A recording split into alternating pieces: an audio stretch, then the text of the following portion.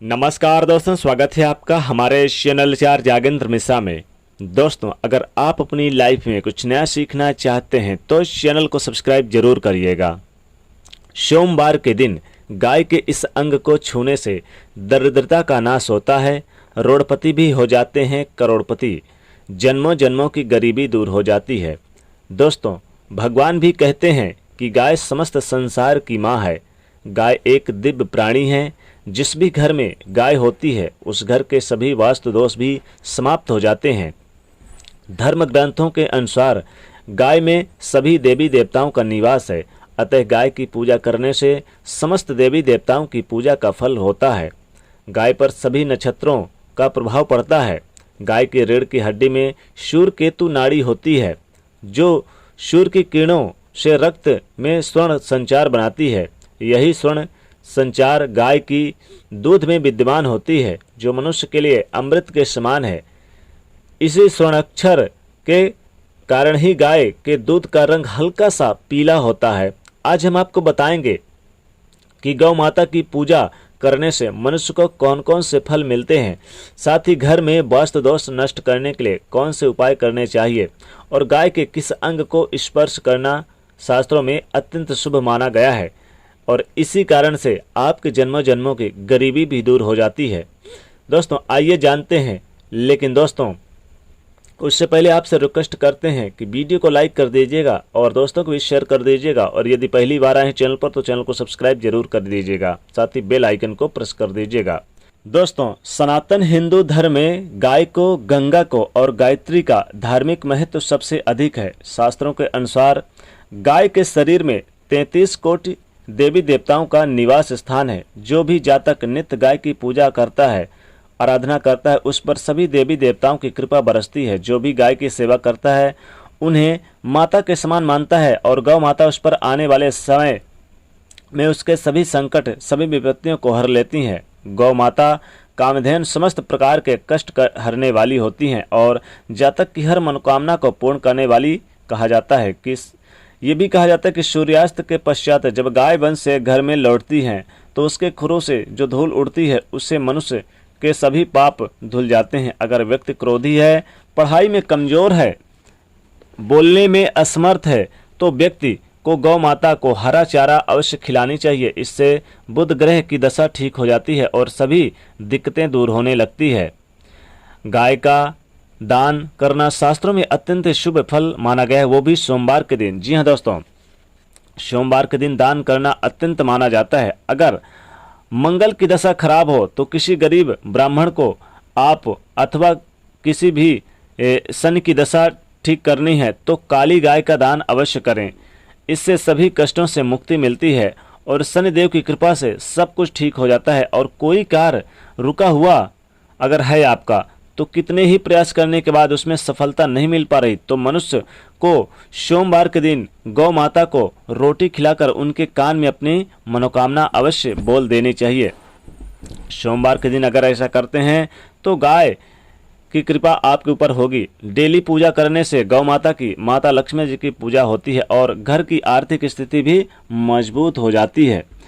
गर्मियों के दिनों में अगर द्वार पर आ गई गाय, वो भी सोमवार के दिन, तो उसे पानी अवश्य पिलाएं। ऐसा करने से व्यक्ति के सभी प्रकार के रोगों से मुक्ति मिलती है। सर्दियों में गौ माता को आप गुड़ अवश्य खिलाएं, लेकिन साथ ही रोटी भी खिलाएं। गर्मियों के दिनों में गुड़ अगर ना खिला सकें तो आप यहाँ रोटी के साथ जरूर खिला दें तो ज़्यादा अच्छा रहेगा। अगर पितृदोष दूर करना है तो गौ माता को अमावस्या के दिन भी रोटी, गुड़ और हरा चारा आप जरूर खिला सकते हैं।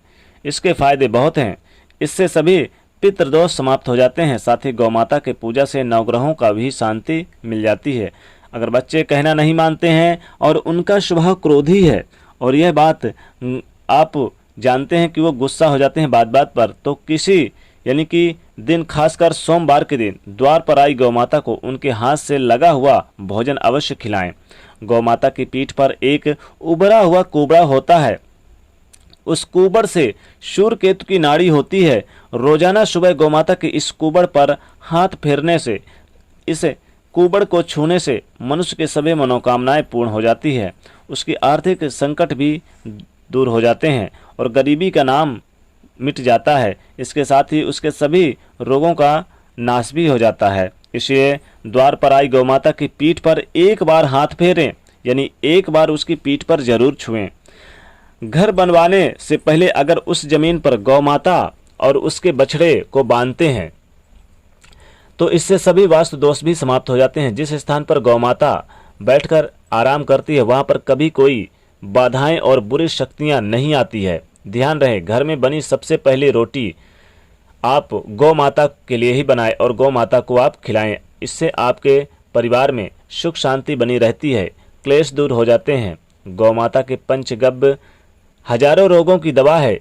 इसे सेवन करने से असाध्य रोग भी मिट जाते हैं और परिवार में खुशियां बरकरार रहती है। परिवार में तमाम खुशियों से भरपूर रहता है। पंचगव्य पदार्थों का अवश्य उपयोग करें अपने घर परिवार में। पंचगव्य के बिना पूजा पाठ हवन सफलता नहीं मिलती है। गौमाता के गोबर से बने उपलों से रोजाना घर का, दुकान का और परिसरों में धूप करने से वातावरण शुद्ध हो जाता है, सकारात्मक ऊर्जा बनी रहती है और व्यापार में वृद्धि होती है। साथ ही ग्राहकों की संख्या भी बढ़ती है। अगर आपके घर में रोजाना गौमाता आती है तो आप बहुत भाग्यशाली हैं। यह आपके जीवन में अच्छा समय आने का संकेत है, क्योंकि गौमाता ऐसे ही घर पर आ जाती है जिस घर में गौमाता उसी घर पर जाती है जिस घर में पवित्र, शुद्धता और अच्छे लोग निवास करते हैं। इसलिए द्वार पर आई गौमाता को बिना रोटी खिलाए ना भगाएं।